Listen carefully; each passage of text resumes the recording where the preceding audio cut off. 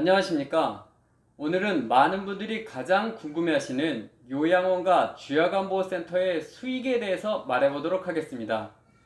이야기에 앞서 요양사업의 수익은 시설 규모와 몇 등급 어르신이 입소해 계신지에 따른 차이가 분명하고, 대표가 어떻게 운영하는지에 따라 30% 이상도 차이가 날 수 있다는 사실 말씀드리겠습니다. 요양기관 사업은 개인 사업입니다. 그런데 또 비영리 사업으로 되어 있어 사업자 등록증 대신 고유번호증이 발급됩니다. 물론 소득세 역시 제로입니다. 그 이유는 비영리 사업에서 소득이 발생할 리 없고 당연히 소득세를 안 낸다는 원리입니다. 참 웃긴 일이지요. 개인이 순수 자비로 설립한 사업을 비영리로 운영해라? 어디 한번 따져보도록 하겠습니다. 보통 수익 구조가 가능한 소규모 26인 요양원 그 하나 설립하는 데 드는 비용은 부동산 구입비와 기자재 비용, 각종 인허가, 공사 및 인테리어 비용까지 최소 13억에서 15억 원 이상이 소모됩니다. 물론 이 중에선 부동산을 구입하는 비중이 가장 크지만 이것 또한 법으로 정해진 크기를 맞추다 보니 어쩔 수 없는 투자 비용입니다. 간혹 잘 모르시는 분들이 부동산은 자가이니 그건 투자 비용에서 빼야 하는 것이 아니냐고 하는 경우도 있습니다. 그러나 요양기관의 부동산은 노유자 시설로 건축 용도를 바꾼 후 허가를 받아 어르신을 모시는 곳이기 때문에 그냥 쉽게 폐업하고 임대를 준다거나 도중에 마음대로 다른 용도로 쓸 수 없습니다. 또한 그 안에 집기도 내 돈 주고 산 것임에도 불구하며 마음대로 버리거나 팔지도 못합니다. 즉, 한 번 차리면 법의 규제 안에서 내 마음대로 할 수 있는 게 없는 애물단지 자산이 된다는 겁니다. 이렇듯 그냥 법의 건 내용으로만 보면 기본 10억에서 수십억의 자비로 시설을 설립한 뒤 수익을 한 푼도 남기지 말고 비용이 시설로 자원봉사해라 라는 얘기가 됩니다. 참 이해가 가지는 않습니다. 실제로 매년 시청에 제출하는 예산서는 보시는 바와 같이 수익과 지출을 딱 떨어지게 0원으로 맞추게 돼 있습니다. 상식적으로 말이 되지 않지요.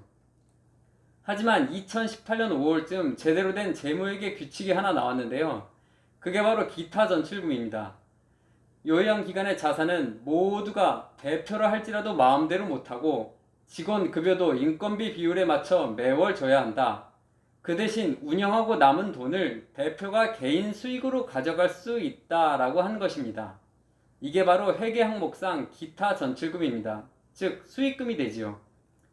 자, 그럼 수익금이 어느 정도나 되는지 알아보도록 하겠습니다. 앞서 말씀드린 대로 최소한의 요양원을 차리는 데 드는 비용은 순수 13억 이상입니다. 여러분께서는 이런 재산을 투자하고 도대체 얼마나 벌어야 적당하다고 생각하시는지요?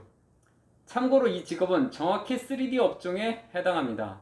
위험하고 더럽고 어렵습니다. 보호자의 잦은 시비와 갑질에 시달려야 하고 정부로부터 언제든 규제를 당해도 할 수 있는 게 없습니다. 어르신의 안전과 건강을 위해 항상 노이로제에 걸려 있어야 하며 노인학대 등 억울한 민원에도 시달려야 합니다.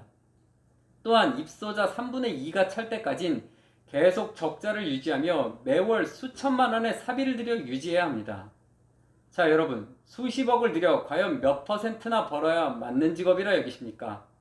저는 최소 투자금의 1에서 2% 이상은 매월 가져갈 수 있어야 하는 것이 정상이라고 생각합니다. 정말 운영을 잘한다면 입소자가 꽉 찬 29인 시설에서 매월 1,500만원 이상을 가져와야 정상입니다. 2억 원 이상을 투자한 40인 주야간보호센터에서는 매월 1,000만원 이상을 벌어야 정상이고요.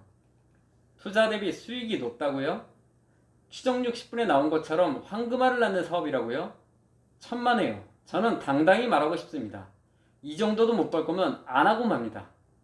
물론 대표가 시설 운영에 소홀하면 식자재, 생필품 등 직원이 흥청망청 쓰는 수가 있고 전기료, 냉난비 등 매달 수백만 원의 소모가 발생합니다. 항상 꼼꼼히 사무용품과 생필품, 식자재 등 검수하고 법이 정한 테두리 안에서 잘 맞춘다면 좋은 수익을 기대하실 수도 있습니다. 여기 80인 대형 요양원의 수익을 예상해 보았습니다. 80인이 모두 가득 찼다고 가정했을 때 물론 등급에 따라 수익이 크게 다르겠으나 평균적으로 매월 2억 천여만 원의 세입이 들어오고 직원 급여 및 각종 운영비를 쓰고 나면 최대 7천만 원의 수익금도 볼 수 있습니다. 소득세도 없이 매월 7천만 원 이상을 버는 것입니다. 엄청나다고 생각하시나요? 그럼 저 80인 시설을 설립하여 사람을 가득 채우는 데 들어가는 투자 비용은 얼마나 들 거라 생각하십니까? 대략 40억 이상은 필요합니다. 순수 사비로요. 요양사업은 투자 대비 높은 마냥 좋은 사업이 아닙니다. 적성에 맞아야 하며 사명감이 없이는 절대 할 수 없는 어려운 일입니다. 우리나라에서 요양사업을 하는 대표님들은 모든 자선사업가가 아니지요. 돈을 벌기 위해 차린 것이고 그만큼 남의 부모를 어렵게 부양해가며 다른 직종보다 높은 수익을 벌지 못한다면 아마도 치매 어르신을 부양할 방법이 없어질 것입니다. 마지막으로 간혹 나라가 모두 운영하면 안 되냐는 철없는 소리를 하시는 분들이 있어 얘기 드리자면 치매는 치료가 없는 병이며 무조건적으로 케어하는 입장에서 당하고 받아들이며 모셔야 하는 병입니다. 경제활동을 해야 하는 자식들은 집에 노인을 혼자 둘 수 없고요. 수도 없는 건강 악화, 보호자들의 소송과 민원 제기, 막대한 운영비용, 시설 설립 자금, 직원 급여, 이 모든 것을 국가가 다 부양하려면 아마 전 국민이 지금 내는 국민건강보험료의 10배는 더 내야 할 것입니다. 할 수 있었음 진작에 했지요. 2008년 노인장기 요양제도가 출범하기 이전에는 완전한 개인시설로서 어떠한 규제나 억압도 없었던 것을 정부가 수익이 좋다고 독려하여 많이 생기게 한 후 불현듯 제도로 묶어버린 사업이라는 사실입니다. 끝으로 노인을 모시는 일에 정성이 있고 안정적인 수익의 사업을 하시겠다면 적극 추천드리나 많이 알아보시고 상담 주시길 바랍니다. 감사합니다.